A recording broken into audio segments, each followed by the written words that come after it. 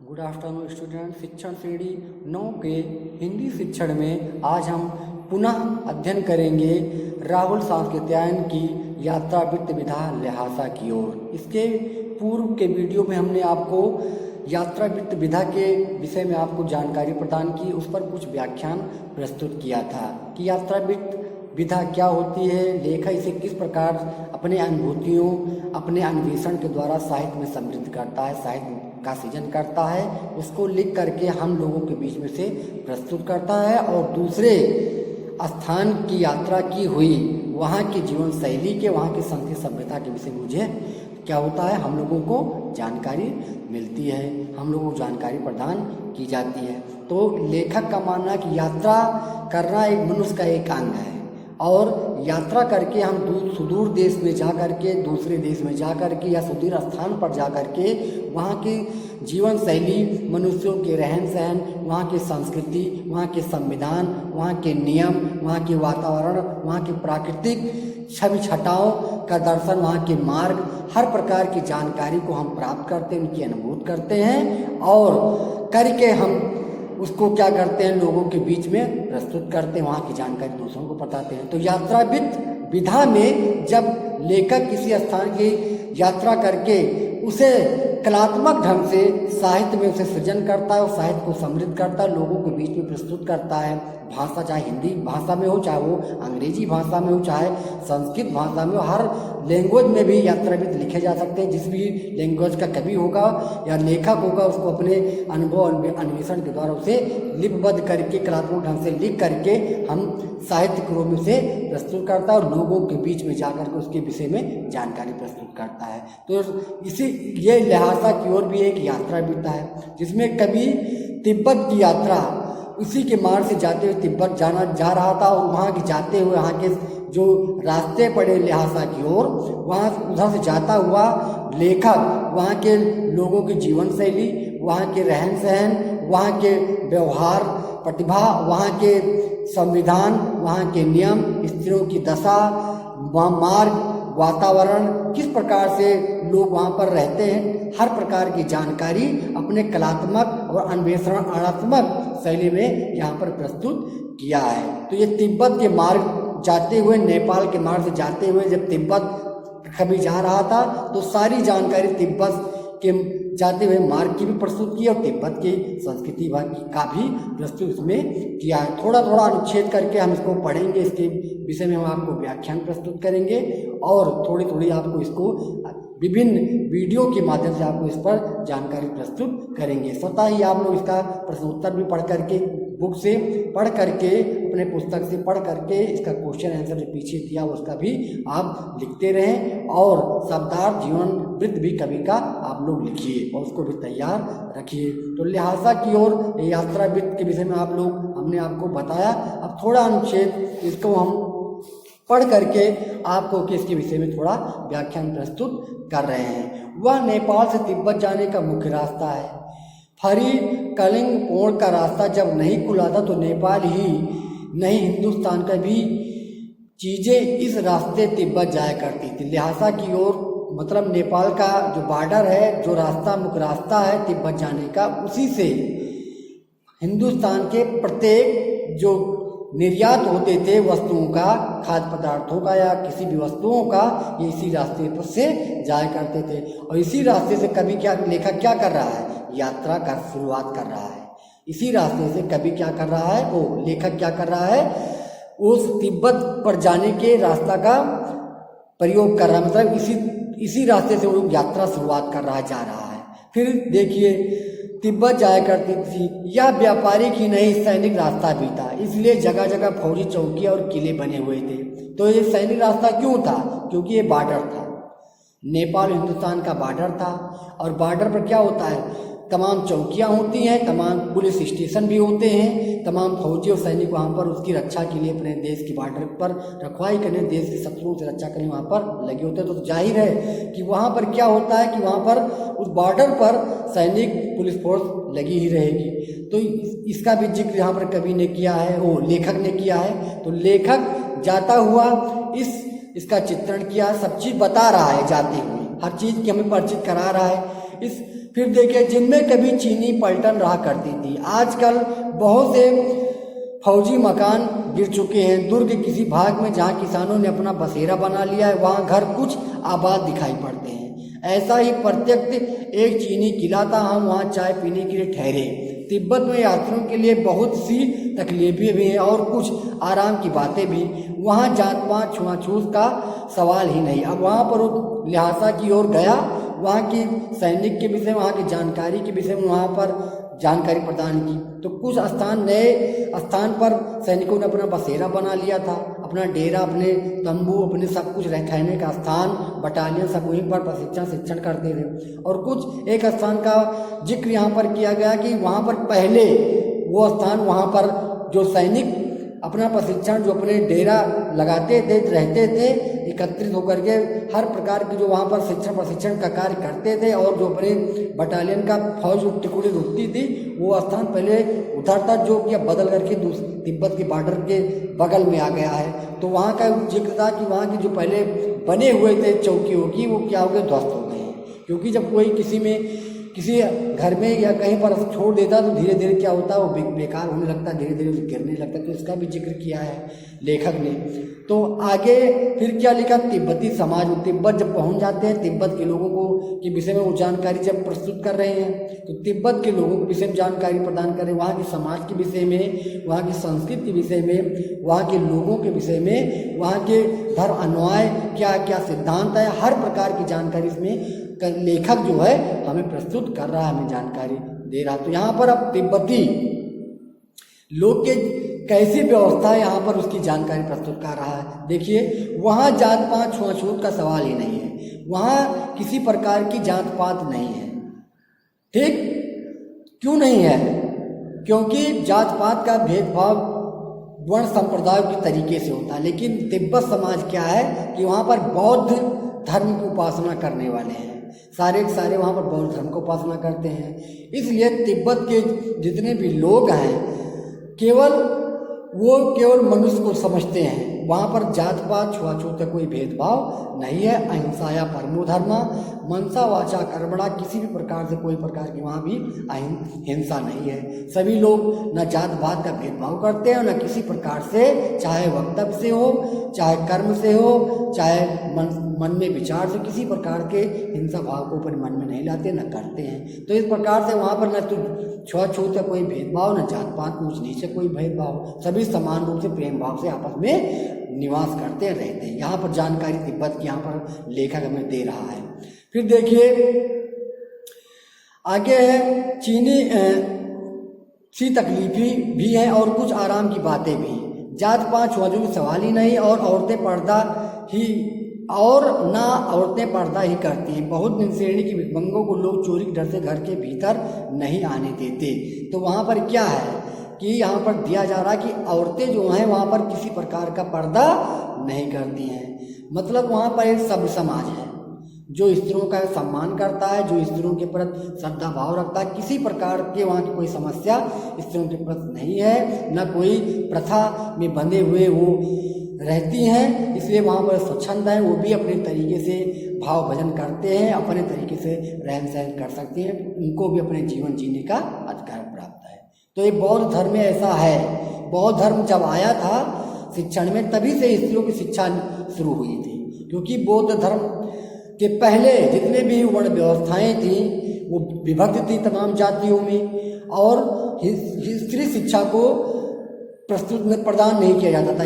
स्त्रियों को शिक्षा नहीं दी जाती थी, उनको शिक्षा से वंचित रखा जाता था। ये वैदिक कालीन सभ्यता के उदाहरण हैं। हम ये वैदिक कालीन शिक्षा प्रणाली है जो पहले ऐसी व्यवस्था थी। लेकिन जब बाद में धीरे धीरे समय बदलता गया तो फिर ये बौद्ध शिक्षा आई। बौद्ध शिक्षा में क्या हुआ कि स्त्रियों की भी शिक्षा प्रदान की जाने लगी, सबको समानता का अधिकार दिया जाने लगा, वर्ण व्यवस्थाएं समाप्त होने लगी, हर प्रकार के समाज का सही स्वरूप प्रदान किया जा लगा, उसमें ऊंच नीच का भेदभाव खत्म किया। तो तिब्बत के जो लोग हैं वो क्या है कि इन्हीं बौद्ध शिक्षा प्रणाली को मानते हैं, बौद्ध के सिद्धांत को मानते हैं। इसलिए यहाँ पर ऐसी व्यवस्था प्रस्तुत दिखाई दिया जा रहा है, दिखा रहा है। इसको आप इसके भी सभ्यता के विषय में इसको देख सकते हैं, साहित्य के माध्यम से प्रस्तुत कर रहा है कवि।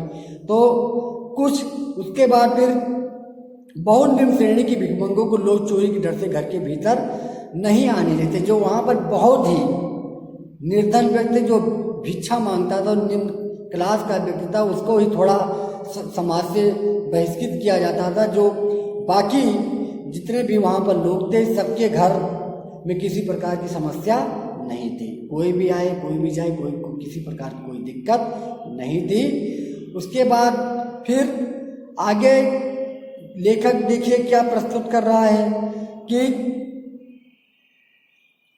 चाहे आप बिल्कुल अपरिचित हो, तब भी घर के बहू या सास को अपनी झोली में से चाय दे सकते हैं। वह आपके लिए उसे पका देती है। मक्खन और सोडा नमक दे दीजिए। वह चाय जोड़ी में कूट कर उसे दूध वाली चाय के रंग की बना के मिट्टी के टोटीदार बर्तन खोटी में रख के आपको दे देगी।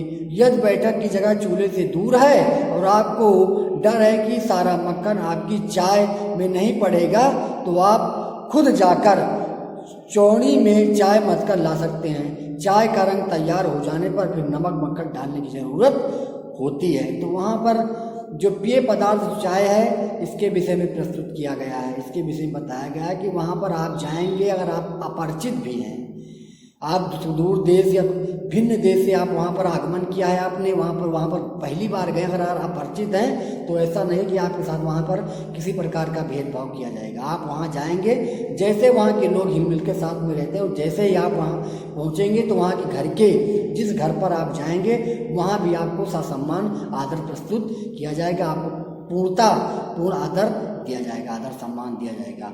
और जो भी वहाँ पेय पदार्थ चाय है, वहाँ पर मक्खन डाल करके वहाँ पर जो भी जिस प्रकार से वहाँ पेय पदार्थ लोग अपने जीवनचर्या में लेते हैं, जिस प्रकार करते हैं, उसे भी आपकी आदर सम्मान उसी प्रकार आपकी भी आदर सम्मान वो करते हैं।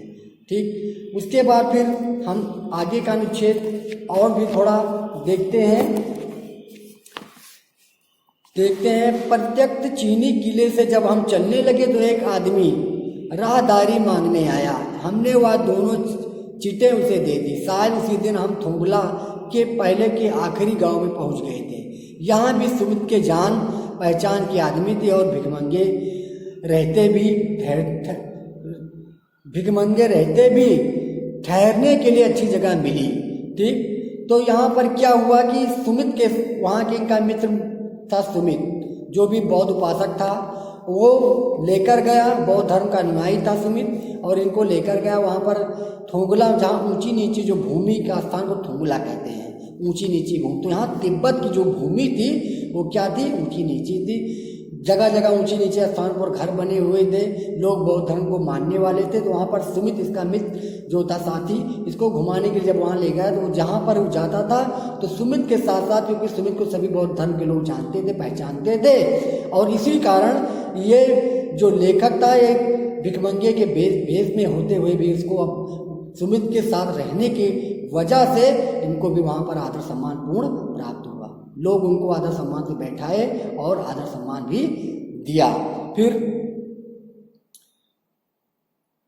5 साल बाद हम इसी रास्ते लौटे थे और भिखमंगे ने एक भद्र यात्री के वेश में घोड़ों पर सवार होकर आए थे, किंतु उस वक्त किसी ने हमें रहने के लिए जगह नहीं दी और हम गांव के एक सबसे गरीब झोपड़े में ठहरे थे। बहुत कुछ लोग के उस वक्त की मनोवृत्ति पर ही निर्भर है, खासकर शाम के वक्त छंग पीकर बहुत कम होश हवास को दुरुस्त रखते हैं। तो यहाँ पर क्या है कि कुछ लोग ऐसे भी हैं वहाँ पर जो कि लगभग समाज तो बहुत धर्मी है, लेकिन कुछ लोग ऐसे हैं जो नशीले पदार्थ भी सेवन करने वाले हैं, जो रास्ते में जो रात को पी करके खा करके उसके अपने होश हवास में नहीं रहते हैं। ठीक, और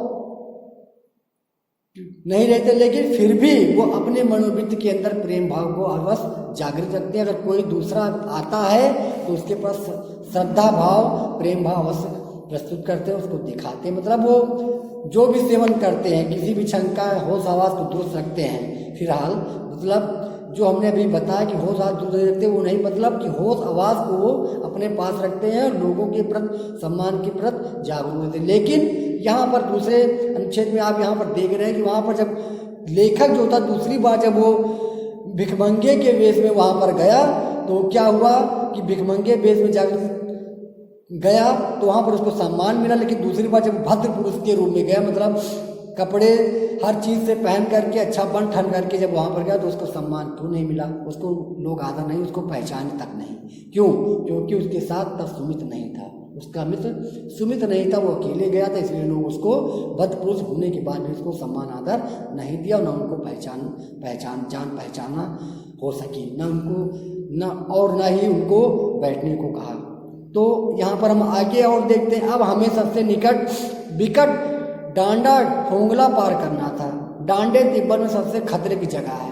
16-17 हज़ार फीट की ऊंचाई होने के कारण उनके दोनों तरफ मीलों तक कोई गांव गिराव नहीं होते। मतलब डोंगला का राह तो इसकी ऊंची नीची भूमि और ऊंचाई पर चलने का रास्ता था। जो चलना था ऊंचे पहाड़ जैसा रास्ता था, उसी पर रास्ता बना होता। तो लेखक उस पर भी यात्रा करना चाह रहा था, वहाँ पर चला और चल करके फिर आगे जब यात्रा करना चाहा तो बहुत ऊंचे 17 और 16 हज़ार फीट की ऊंचाई के कारण दोनों तरफ मीलों तक कोई गांव गिराव नहीं था, बहुत ऊंचा स्थान था और उस पर कभी को यात्रा करना था, उसी के माध्यम से वो आगे बढ़ रहा था। वहाँ की यात्रा करके वहाँ के जीवनचर्या को, वहाँ के मार्ग को, वहाँ के स्थान को देखना चाहता था। तिब्बत की और भी यात्रा करना चाहता, तो वहाँ पर ऊंचा जब 17-16 हज़ार के फीट की ऊंचाई पर वो यात्रा कर रहा था तो वहाँ पर देखा कि उस यात्रा के इतनी ऊंचाई अधिक होने के कारण वहाँ पर आरी बगल जो थे, मतलब आसपास किसी प्रकार का कोई घर था, न कोई गांव था, न कोई नगर था, न कोई स्थान, उस स्थान में रहने वाला कोई व्यक्ति था। तो यहाँ पर ये भी देखा कि वहाँ के स्थान क्या है, ऊंच नीच है। वहाँ के लोग क्या हैं, लोगों को मानने वाले हैं, लोगों के प्रति श्रद्धा भाव रखने वाले हैं। वहाँ क्या स्त्रियों की दशा अच्छी है, लोग अच्छी तरीके से वहाँ पर स्त्रियों का सम्मान आदर करते हैं। वहाँ क्या कि दोस्त जो कोई अपरिचित व्यक्ति भी वहाँ जब जाता है तो उसको भी क्या होता है, मान सम्मान प्रदान किया जाता है। लेकिन उसके साथ भी वहाँ के कोई ना कोई अनुयायी उसका साथ में हो तो और भी अलग बात हो जाती है। अगर आप वहाँ जाते हैं, वहाँ पर आप रहते हैं तो बौद्ध धर्म के जो लोग हैं वो आपको अपरिचित नहीं मानेंगे, बल्कि आपको परिचित मान करके आपके प्रति श्रद्धा भाव अवश्य दिखाएंगे।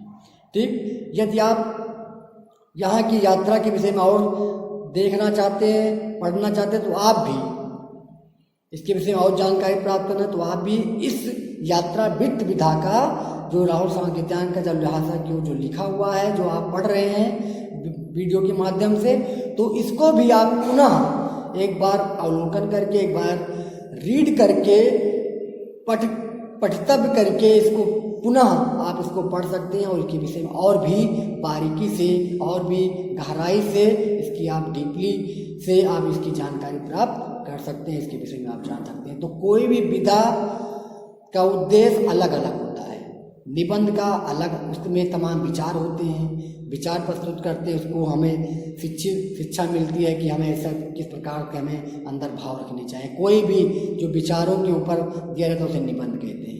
यात्रा विधा भी यहाँ की जानकारी प्रदान करना, वहाँ की घूम करके वहाँ की संस्कृति पहचान करना, वहाँ के लोगों के विषय में जानना, यात्रा विधा है। नाटक उपन्यास क्या है, किसी व्यक्ति या विशेष स्थान को केंद्रित बना करके तमाम पात्रों के द्वारा उसको उद्घाटित करना और एक मूल्य उभर कर पुनः सामने लाना और तमाम प्रकार के दोषों को दूर करना और अच्छाइयों को उन्मुख करना नाटक, एकांकी नाटक और उपन्यासों का काम है। कहानी भी इसी प्रकार के मनोरंजनात्मक होते हुए भी उसमें भी इसी प्रकार के उद्देश्य छिपे रहते हैं। डायरी लेखन क्या है कि हम कहीं भी थोड़े समय के लिए जाते हैं, थोड़े समय में जो हम देखते हैं, जो सुनते हैं, जो करते हैं, जो दूसरों से परिचय प्राप्त करते हैं, उसका वर्णन डायरी में हम कर लेते हैं, डायरी विधा हो जाती है। तो साहित्य की अनेक विधाएं हैं, कविता, कहानी, नाटक, एकांकी, उपन्यास, डायरी, यात्राविद, भेंट वार्ता, ठीक तमाम प्रकार के पत्र पत्रिकाएं, इस प्रकार की विधाएं होती हैं। सबके अलग अलग अपने रूप होते हैं, सबके अलग अलग अपने प्रारूप होते हैं। संस्मरण भी विधा होता है, रेखाचित्र भी होता है, रिपोर्टाज भी होता है। ठीक, तो इस प्रकार के तमाम प्रकार की विधाएं हैं, इनके माध्यम से ही कभी जिस विधा का अच्छा ज्ञान ज्ञाता होता है उसी विधा के आधार पर अपने साहित्य रचना या काव्य रचना का सृजन करता है। तो यहाँ पर कवि जो ये प्रस्तुत कवि जो आप पढ़ रहे हैं राहुल सांकृत्यायन, ये यात्रा वृत्त विधा की बहुत महत्वपूर्ण कवि हैं। तमाम प्रकार की यात्रा वृत्त को इन्होंने लिखा है। अभी हमने पिछले वीडियो में ये कई ऐसे यात्राओं के विषय में वर्णन किया है, उसके ऊपर व्याख्यान प्रस्तुत किया। अथा तो घुमक्कड़ जिज्ञासा, इनकी जो अथा को घुमक्कड़ जिज्ञासा जो शास्त्र है, ये एक महत्वपूर्ण यात्रा विधा पर सबसे प्रसिद्ध रचना है। अथा तो घुमक्कड़ जिज्ञासा, जीवन यात्रा, दर्शन, दिग्दर्शन, तमाम प्रकार की इन्होंने यात्रा वृत्त लिखे हैं। और मेरी तिब्बत यात्रा, मेरी भूटान यात्रा, मेरी जापान यात्रा, ऐसे तमाम प्रकार की इन्होंने देशों की यात्राएं की हैं और तमाम प्रकार की यात्रा वृत्त को लिखा है। वहाँ की संस्कृति और वहाँ की सभ्यता के विषय में हमें जानकारी प्रस्तुत किया है। तो हमने आपको राहुल सांकृत्यायन की यात्रा वृत्त विधा पर जानकारी प्रस्तुत की, इस पर एक व्याख्यान दिया। इनके अनुच्छेदों में लिखे हुए वक्तव्य को भी हमने पढ़ करके आपको इसकी जानकारी प्रस्तुत की। इनमें जो यात्रा वृत्त में इन्होंने लिखा है, इनमें इन्होंने तिब्बत के तमाम प्रकार के स्थानों, तमाम निर्जन स्थानों, तमाम जन स्थानों यानी जहाँ पर लोग रहते हैं वहाँ की सबकी सभ्यता आज के विषय में विविध जानकारियाँ यहाँ पर इसके माध्यम से प्रस्तुत कर रहे हैं। तो इसको हम पढ़ें और आप भी इसको पढ़ें और इसके विषय में गहराई से इसका मूल्यांकन करें। इसका मूल उद्देश्य है वहाँ की जानकारी प्रस्तुत करना, वहाँ के लोगों को सभ्यता संस्कृति का हर तरीके का ज्ञान कराना, वहाँ की जीवन शैली, वहाँ के विविध जीवन कर्म, हर प्रकार के भाव, वातावरण, हर प्रकार के अनुभूत से आपको परिचित कराना है। इस यात्रा वृत्त का उद्देश्य यही है और राहुल सांकृत्यायन का उद्देश्य, इस साहित्य सृजन का उद्देश्य भी यही है। तो हमने अभी आपको इनके विषय में जानकारी प्रदान की, इस पर व्याख्यान प्रस्तुत किया। आप भी इसको पढ़िए और इसका अवलोकन करिए। अगले वीडियो के माध्यम से हम फिर पुनः इनके अन्य अनुच्छेदों को पढ़ कर इस पर व्याख्यान करके इन पर हम परिचय प्राप्त करेंगे, इनकी हम जानकारी प्राप्त करेंगे। आगे लेखक ने किन किन चीज़ों का, किन किन स्थानों का या किन किन रूपों पर इस यात्रा वृत्त में तिब्बती समाज का परिचय प्रस्तुत कर रहा है। तिब्बती समाज भी तमाम प्रकार के यहाँ के बौद्ध धर्म को तो मानने वाले हैं ही, लेकिन वहाँ भी कुछ ऐसे स्थान पर, कहते हैं काबुल में हो, चाहे अमेरिका हो, चाहे जापान हो, चाहे जहाँ हो, वहाँ भी गधे होते हैं। गधे हर स्थान पर मिलते हैं, बुद्धिमान भी हर स्थान मिलते हैं। तो हर स्थान पर ऐसा नहीं, अपवाद हर स्थान पर होता है। तो यहाँ अपवादों की भी जानकारी यहाँ पर प्रस्तुत लेखक आगे कर रहा है, मतलब किया है कि वहाँ पर भी लोग अहिंसा को मानने वाले थे, अहिंसा है परमो धर्मा था, बौद्ध धर्म को मानने वाले सबके ऊपर सम्मान आता था। लेकिन जहाँ जो 17-18 हज़ार फीट पर स्थान पर जो घूमने वाला जो स्थान है, यात्रा करने वाला, सैलानी करने वाला जो मार्ग है 17-18 और 16,000 फीट का, वहाँ पर उसका भी इन्होंने विवरण प्रस्तुत किया कि वहाँ पर भी रह करके जा करके वहाँ भी लोग उस निर्जन स्थान पर भी कुछ डाकू वेद में वहाँ पर निवास करते हैं और वहाँ पर यात्रा करने वाले लोगों की क्या कर लेते हैं, अवसर पा करके, अगर अवसर पा जाते हैं, अकेले अवसर पा जाते हैं तो वहाँ पर क्या होता है, उनको लूट लेते हैं और उन पैसों के लिए भी उनका क्या कर देते हैं, हिंसा भी कर देते हैं, उनको मार भी सकते हैं। तो वहाँ भी इसका भी जानकारी विवरण यहाँ पर लेखक ने प्रस्तुत किया है और वहाँ भी जानकारी यहाँ पर दिया है। तो ये हर प्रकार की जानकारी हम इससे प्राप्त करते हैं, तिब्बत समाज का, तिब्बत के स्थान का, तिब्बत देश का, वहाँ पर हम इसके विषय में जानकारी प्राप्त कर रहे हैं और प्राप्त करेंगे। आगे की वीडियो में भी हम इसके विषय में चर्चा करेंगे। Thank you. हम अगली वीडियो पुनः आपसे मिलेंगे।